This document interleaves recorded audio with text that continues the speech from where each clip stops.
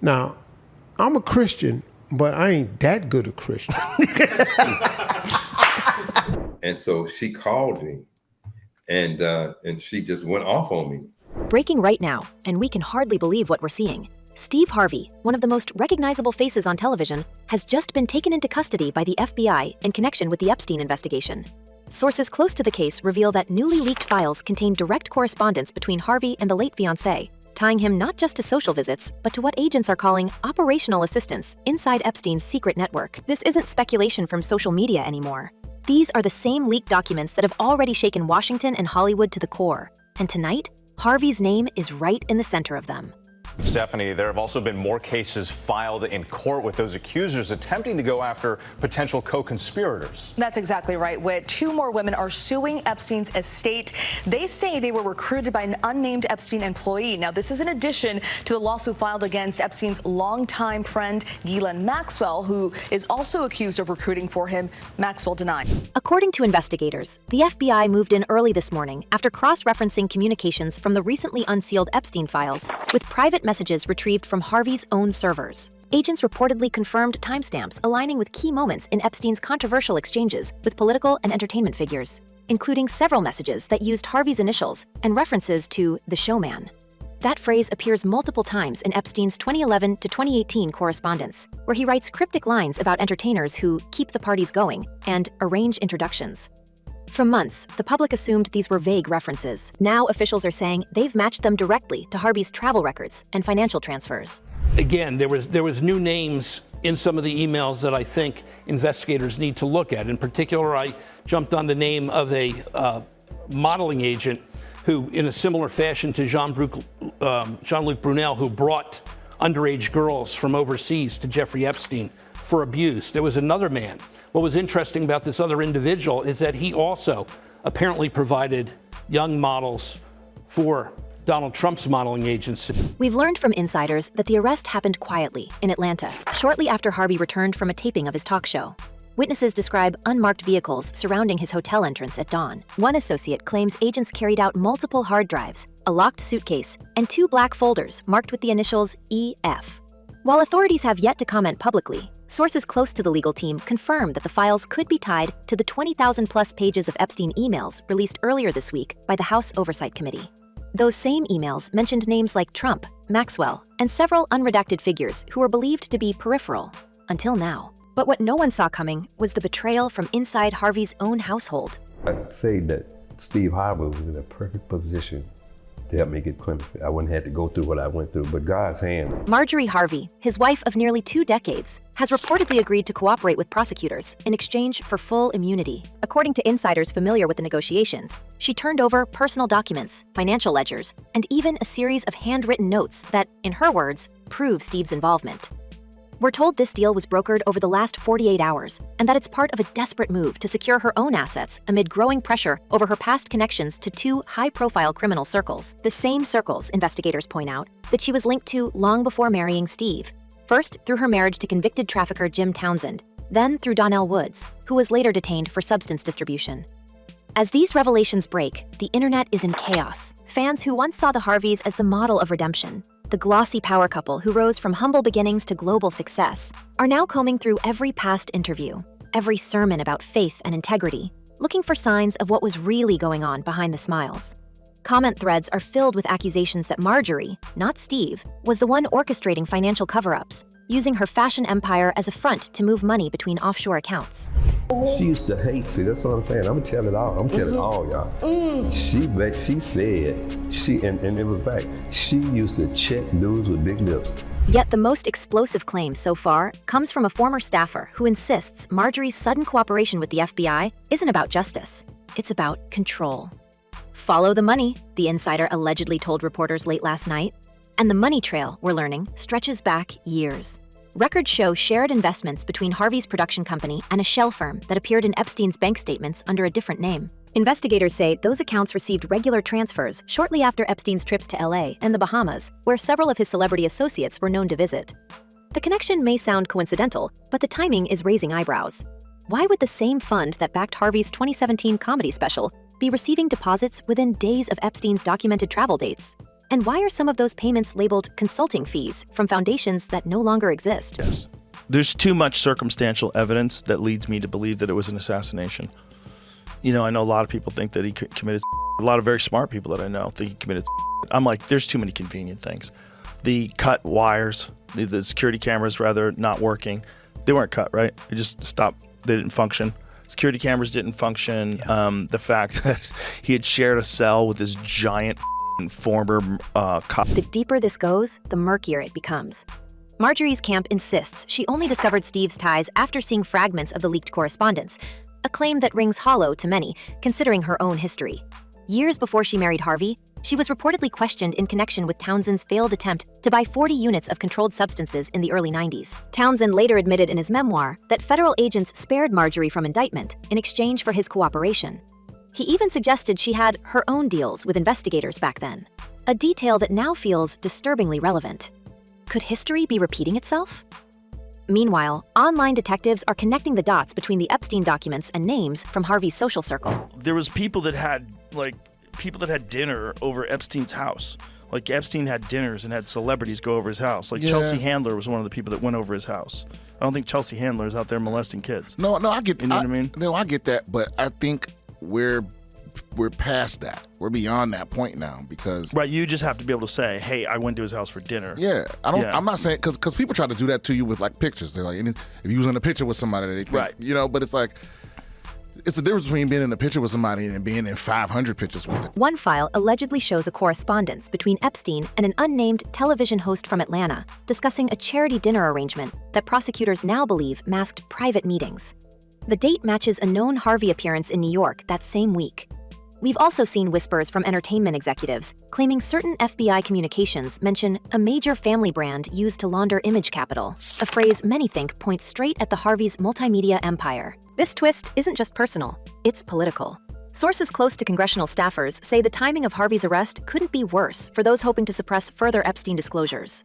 The bipartisan Epstein Files Transparency Act is set for a House vote next week, and the sudden targeting of a mainstream celebrity might signal that investigators have far more names to reveal. Already, social media threads are speculating that Harvey's downfall could be a smokescreen, a diversion crafted to distract from even higher-level figures. Some suggest he's being made the face of the scandal precisely because he's famous enough to satisfy public outrage, but expendable enough to protect the powerful. And yet, there's another layer, the whispers about what Marjorie actually told federal agents. Early leaks claim she painted her husband as more than a passive participant, describing him as Epstein's assistant and entertainer, a phrase now circulating across entertainment newsrooms. One unverified account says she went further, alleging he served Epstein and his circle in ways that blurred personal and professional boundaries. Steve Harvey was in a perfect position to help me get clemency. He would have got it. Him and Obama was tight. Whether these are strategic exaggerations or genuine testimony remains unclear, but the portrayal is devastating. The contrast between the couple's carefully curated image and these accusations couldn't be starker. Just months ago, Steve was publicly defending Marjorie against rumors of infidelity, telling audiences to find something else to do. Now, those words echo like a tragic irony, because insiders are saying she did find something else, a way to save herself, possibly at his expense. And as agents continue to pour through those seized files, the question hanging over everything is whether the Harveys were partners in success or in something far darker. But as more names from the leaked Epstein documents surface, and as prosecutors hint that the Harvey cooperation is only the beginning, we're left wondering, if this arrest is real, if this evidence holds, then who else is about to be dragged into the spotlight next? Next to the new questions around the investigation into the Jeffrey Epstein, the accused trafficker stunning the world, taking his own life in a Manhattan jail cell. The official autopsy results just announced by the medical examiner and what his legal team is vowing to. Even as the FBI continues to process what they seized from Steve Harvey's Atlanta suite, new leaks are throwing Marjorie's loyalty under a harsher light. We can see how quickly the story has shifted from shock to suspicion, not just about what Steve did, but about why Marjorie is suddenly so eager to talk. Critics are pointing out that her cooperation didn't start until her own name appeared in a small batch of internal memos, files that reportedly mention 2 offshore accounts linked to her old business ventures. Those same accounts, according to insiders, overlap with firms connected to Diddy's entertainment network, sparking theories that her betrayal isn't justice at all. It's a survival play. Her mother is 54 years old. Her mother is 5 years older. We're hearing from former associates who remember the way Marjorie handled scandal in the past. Back in the 90s, when her ex-husband Jim Townsend was sentenced on federal substance charges, she escaped untouched. Townsend later told reporters that investigators had substantial evidence against her, but made a deal to keep her clear. Now, fans are wondering if we're watching the same pattern all over again. They say she's setting Steve up as the scapegoat while quietly cutting herself free. Even the timing feels rehearsed. Her legal team negotiated immunity the exact same week new Epstein emails hit Congress, ensuring her name would stay redacted. Coincidence or choreography? Meanwhile, old whispers about her connection to Diddy are surfacing again. 2 is 49. Diddy is 49 years old. Oh, man! That is a 27-year. We remember how her stepdaughter, Marjorie Harvey, was seen with Diddy back in 2019, dining in Italy with both Steve and Marjorie at the table. It was framed as a harmless family outing. But now, those photos are circulating again with new captions. Harvey family dining with the network. Social feeds are swarming with speculation that Diddy's circle and Epstein's inner ring may have overlapped more than anyone thought. Both operated in luxury spaces, both kept detailed contact lists, and both relied on entertainers to keep appearances clean. When Diddy's own trial revealed years of secret meetings and private travel, some observers said the parallels were chilling. What's striking is how the official records are full of gaps. The House Oversight Committee's 20,000-page dump is riddled with redactions that seem too convenient.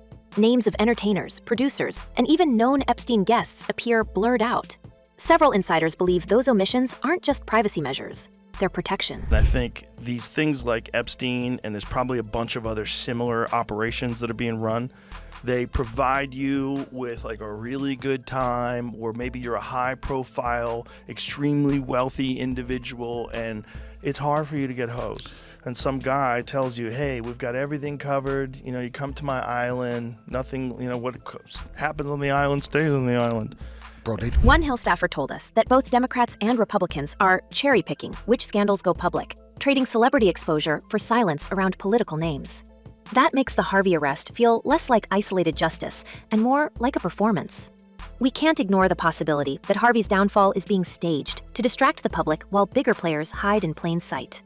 At the same time, new material from the seized files is leaking in fragments online. One document allegedly describes hospitality arrangements managed by a talk show host for Epstein's guests during a 2014 retreat in the Caribbean. It doesn't name Steve directly, but the initials SH appear beside logistics for a yacht registered to an Atlanta holding company. That alone has ignited an avalanche of theories. Some claim this is the smoking gun tying Harvey to Epstein's operations. Others think it's another forgery designed to muddy the water. The FBI has made no comment, but their silence is only feeding the frenzy. We can feel how the internet has turned into a courtroom. Interview is and never was part of the Epstein files. She was sentenced in 2025. This was an interview by Trump's lawyer to protect Trump from the fallout about the Epstein files. What this really is nothing but a sketchy PR stunt by the Department of Justice. And we have seen this movie before. The Maxwell interview is to the Epstein files what the Barr letter was to the Mueller investigation. Videos dissect every photo of Marjorie's vacations, every handbag, every charity gala she attended. Commenters are drawing lines from her couture brand to foundations once endorsed by Epstein's associates. They're pointing out that even after his conviction, Epstein remained a donor to several events frequented by the Harveys, including one luxury fundraiser in 2018. The optics are devastating. Behind every public smile, people now see coded partnerships and favors traded in quiet rooms.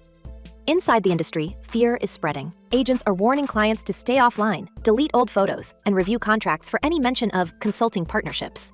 One producer, who claims to have attended a private comedy fundraiser hosted by Harvey in LA, says guests were instructed not to record anything. That same phrase, see nothing, hear nothing, appears in testimony from one of Epstein's former staff members describing the rules for high-profile visitors. If those phrases align, we might be staring at a network far larger than anyone expected. And then there's the financial puzzle. Forensic accountants say some of the same trusts listed under Harvey's entertainment holdings show activity during the exact period Epstein was managing his offshore investments. It's layers upon layers. It's those Russian nesting dolls, and you open it, and there's another one in there, and you open, there's another one in there. Corruptions at all time, bro. The Epstein files. I heard there's no files. I heard it's a hoax. And then all of a sudden, he's going to release the files. Well, I thought there was no files. Man. He wants an investigation now. Shared intermediaries, identical transaction dates, and mirrored wiring routes between New York and the Cayman Islands. It's too precise to ignore. Yet others argue these are digital coincidences, numbers rearranged by someone aiming to make the entertainer look guilty. Which version will hold up when prosecutors present the evidence? Political intrigue is only deepening the confusion. Several watchdog groups insist that the Justice Department is sitting on files that implicate officials from both major parties. If that's true, Steve Harvey's arrest could be the prelude to a storm that sweeps far beyond television or entertainment. Insiders say the next wave of disclosures could name philanthropists, business magnates, even foreign dignitaries. One former staffer at a federal office told a journalist they're choosing which names to feed the public like breadcrumbs. The idea that Harvey is the breadcrumb, that he's being sacrificed to preserve the illusion of transparency, is quickly gaining traction. Still, there's something almost cinematic about how the Harvey's empire is unraveling. He took my Winton. Took my Winton from me. He turned my son against me.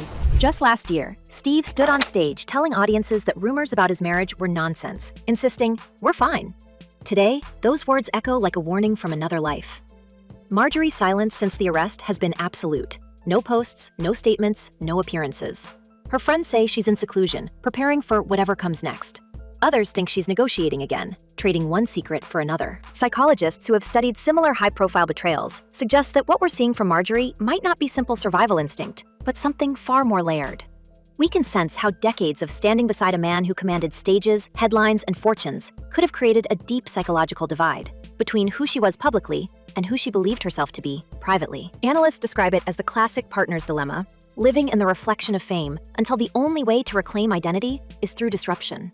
Her cooperation with investigators, they argue, could be her version of liberation, a calculated act dressed as moral duty, but driven by exhaustion from years of submission to a brand she no longer controlled. From another angle, those close to the entertainment world whisper that Marjorie's strategy is deliberate, that every document she hands over is part of a chess game for financial autonomy.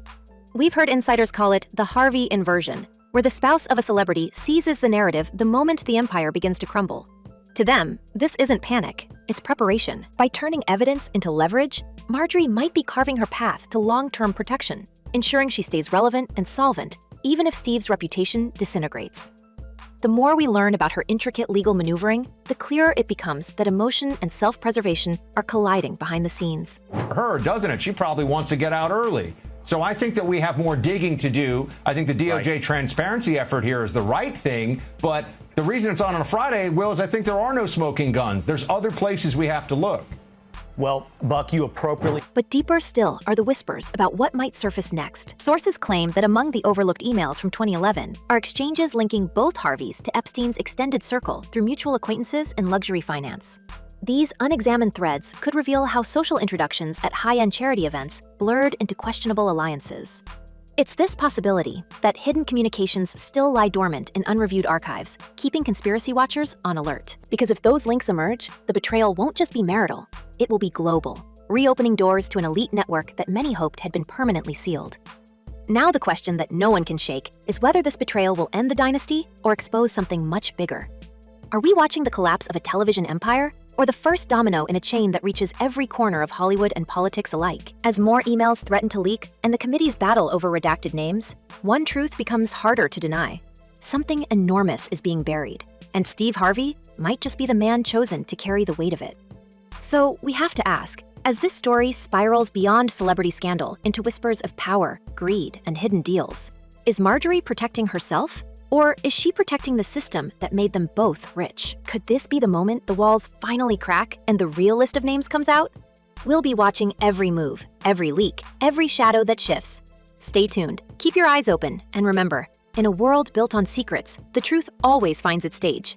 Until next time, stay curious, stay bold, and we'll see you when the next revelation drops.